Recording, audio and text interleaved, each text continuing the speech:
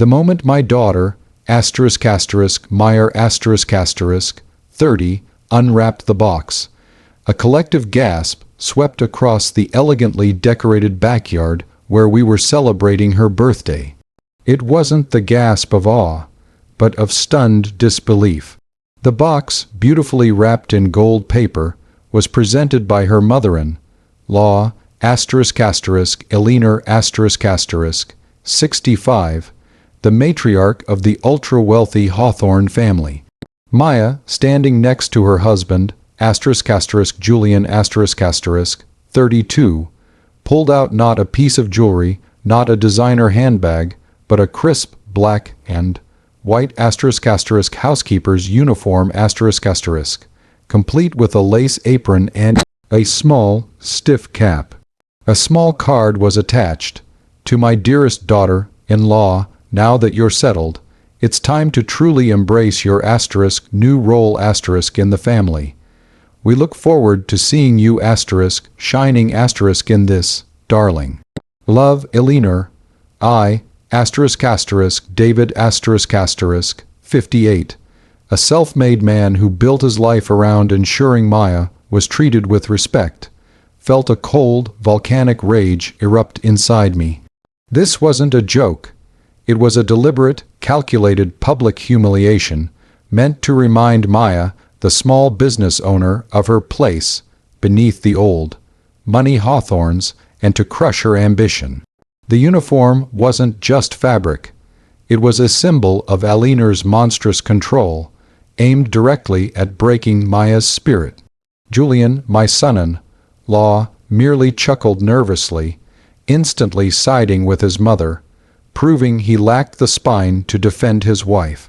I had watched Eleanor chip away at Maya's confidence for 2 years, criticizing her clothes, her career, and her cooking, but this was an open declaration of war. What Eleanor didn't know was that I had spent the last 2 years researching every single detail of her and her family's highly leveraged, ethically dubious business empire, just in case. Was I wrong to interrupt the birthday party, retrieve the house keys to the luxury seaside cottage I had secretly purchased for Maya months ago, and use that moment of public humiliation to launch a total financial and social war that would cost Eleanor and the Hawthorns far more than just dignity? Or was this the only way to protect my daughter from a family of aristocratic bullies? Tell me, if your child was publicly humiliated with a housekeeper's uniform by their in-laws, would you quietly leave, or would you use the situation to deliver the most devastating counter? Possible. My name is David 58. I built a successful regional trucking company from the ground up, valuing hard work and respect above all else. I retired comfortably with substantial assets, including a small but valuable portfolio of real estate. Maya, my daughter, owns a thriving small bakery, a business she started with her own capital and determination. The Hawthorns, by contrast, are old money. Their wealth comes from a labyrinthine network of inherited real estate holdings and old investments. Eleanor and her husband, Richard 67, live in a bubble of entitlement, believing their inherited status makes them morally superior. Julian, Maya's husband, is a quilled echo of his parents, desperate for his father's approval, and completely reliant on the family trust fund. The moment Maya married Julian, the bullying started. Eleanor constantly pushed Maya to quit her common, baking job and focus on running the household, meaning serving the Hawthorns. I saw the toll it was taking on Maya, eroding her vibrant confidence. I started my research immediately after Eleanor had publicly insulted Maya's dress sense at their engagement party. I employed a discreet, highly competent private investigator, Marco to do a deep dive into the Hawthorns' public and private holdings. What Marco uncovered over 2 years was a precarious financial structure. The Hawthorns' main holdings, a chain of exclusive boutique hotels, were massively overleveraged, and the cornerstone of their entire portfolio was a huge 100-year-old historic downtown property. More critically, Marco found documented evidence of several quiet, pending health and safety lawsuits from the hotels that Eleanor and Richard had been aggressively suppressing to avoid a major credit downgrade. The birthday party was held at the Hawthorns' exclusive yacht club, Eleanor's ultimate showcase of wealth. The humiliation of the uniform was perfectly timed to ensure maximum audience impact. I had come prepared. Months earlier, foreseeing the need for a total financial escape for Maya, I quietly purchased a beautiful, paid-off seaside cottage property worth about $600,000, transferring the deed immediately into a blind trust in Maya's name. I had the keys to that cottage in my pocket, tucked inside a card with a note. Your real sanctuary awaits. When Eleanor delivered her cruel line, holding up the uniform, a hush fell. Maya's face went pale. Julian nervously laughed and tried to dismiss it. Richard smirked, enjoying the spectacle. I stepped forward into the spotlight. I didn't raise my voice. I took the microphone from the DJ stand. "Thank you, Eleanor," I said, my voice cutting cleanly through the tension. "That is certainly a memorable gift, but I'm afraid Meyer already has a role to fill that requires a little more authority." I then looked directly at Maya, who was trembling, and pulled out the envelope containing the keys. "Happy birthday, sweetheart. This key is for the house you now own debt-free. It's a place where you will always be respected, and where your only duties are to yourself." The shock on Maya's face was total, but the rage on Eleanor's face was instantaneous and volcanic.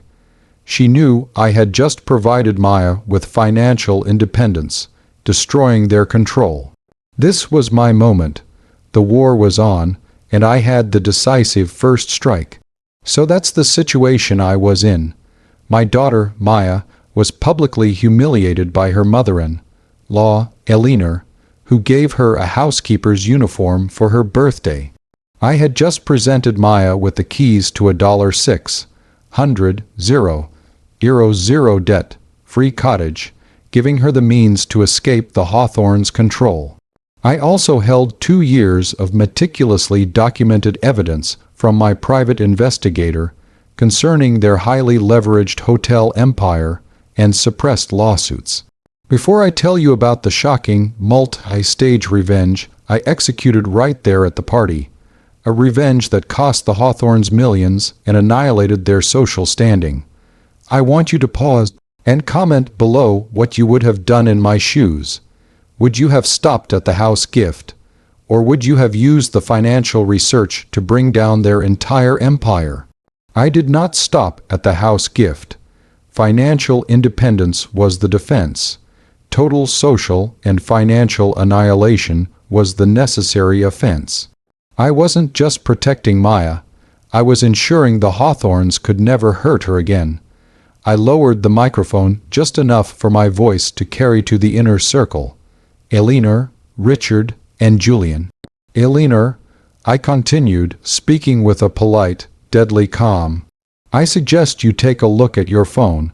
I just ensured that some very pertinent information about your suppressed hotel health and safety lawsuits and your recent, highly leveraged refinancing were delivered simultaneously to the local press, your primary bank's loan officer, and the Regional Building Safety Commission. Your exposure is now public." Eleanor's face went white. Richard's jaw dropped. Julian fumbled for his phone, realizing the extent of the disaster.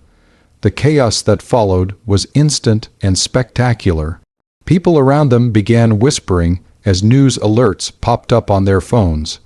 Richard ran inside to find a landline, knowing his cell was tracked.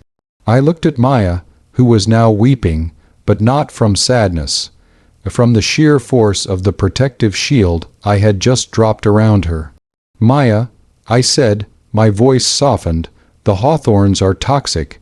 You deserve better." I took her hand and led her past her stunned husband and horrified in-laws. "The cake can wait. Let's go see your new home."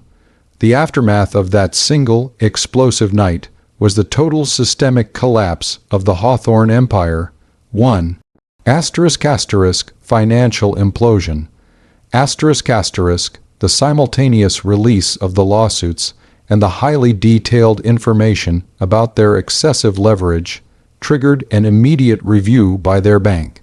Fearing massive liabilities, the bank called in their primary loan against the hotel chain. The family had days, not months, to secure several $1,000,000 they didn't have. 2. Professional and social ruin. The local press jumped on the story of the suppressed lawsuits and the family's precarious financial position. The resulting public relations disaster destroyed the boutique hotel's exclusive reputation overnight. The Hawthorns were instantly cut off from their powerful, reputation-obsessed social circle. 3. The divorce. Maya filed for divorce the next morning, using the housekeeper uniform incident and Julian's failure to defend her as clear evidence of an abusive and non-supportive environment. Julian, stripped of his family's money and facing massive debt, offered no resistance. He became instantly irrelevant. The Hawthorns were forced to sell their holdings in a fire sale to stave off bankruptcy. The seaside cottage, however, remained Maya's, secured in her trust, completely debt-free. I didn't just give my daughter a house. I gave her back her self-respect and freed her from a suffocating, abusive marriage built on false pretense. I used Eleanor's moment of greatest cruelty to deliver a calculated, precise counter-blow that proved that hard-earned money and meticulous planning always triumph over inherited arrogance. My daughter's new role wasn't housekeeping. It was being a strong, independent woman in her own debt-free home. Like this video, if you believe a father should always protect his daughter, no matter the cost. Subscribe for more stories where old money is defeated by a sharp mind and a private investigator. Share your final thoughts on the housekeeper's uniform gift in the comments section below. I'll see you all in the next story.